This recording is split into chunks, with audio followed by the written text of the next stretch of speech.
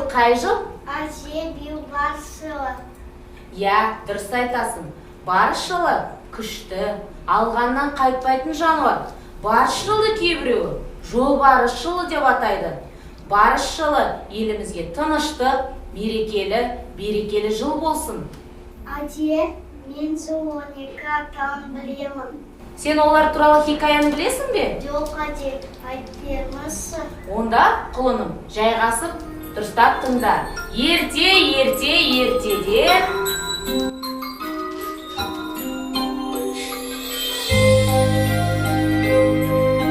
Год овцы самый легкий для людей. В год коровы зимой часто бывает пурга и метель. Плохая жизнь предстоит человеку, если он родился в год собаки и не будет оберегать ее от побоев. Год барана, лошади, коровы, куриц, улитки и кабана имеет свои приметы. Но самый первый – это год мыши. А как мышь получила год, об этом следует рассказать. Долго спорили животные о том, кому должен принадлежать первый год. Корова сказала: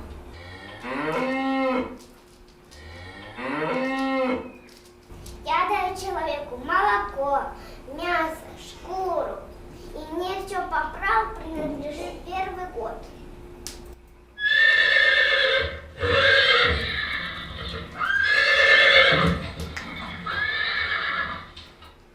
Я все даю, что даешь ты, но кроме того на мне человеки ездят.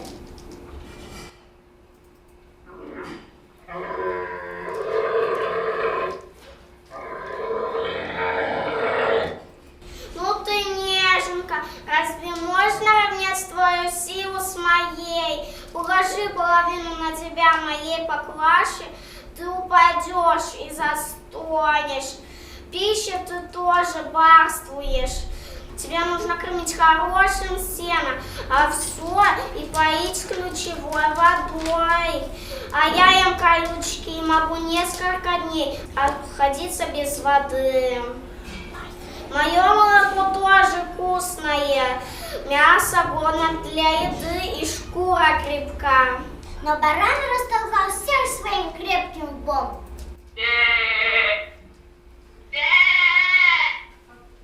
Ну а если не было меня, из какой шерсти скота выказав, кошму сделал себе ют, из моей шкуры моши прекрасный тулуп. Мой первый год! И тут выскочила собака. Пустое мелет, баран. Если бы меня не было, давно бы тебя съели волки вместе с гостями. Долго спорили до поздней ночи. Одна мышь молчала, но когда все встали, и не только верблюд, мышь предложила: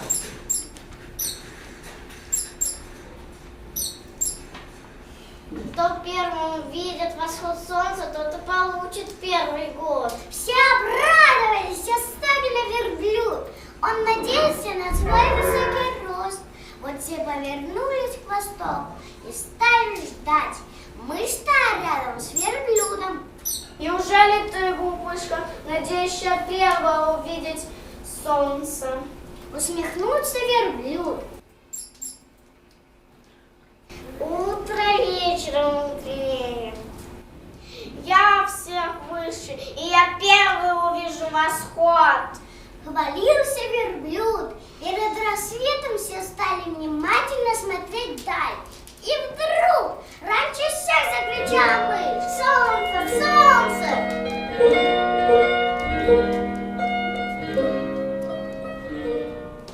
И только тут верблюд помнил, что мышь кричит с его горба, на которой она тихонечко забралась по его длинной шерсти.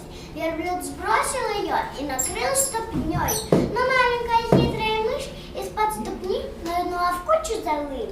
Первый год отдали мыши, а верблюд за его ротодейство совсем 7 года. Вот почему верблюд не имеет своего года.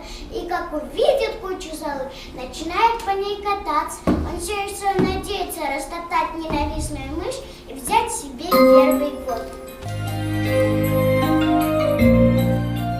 Міне осылай, тышқан жыл басы болған. Ертегі ұнады ма? Ұнады, әже. Қай жыл болса да берекесімен келсін.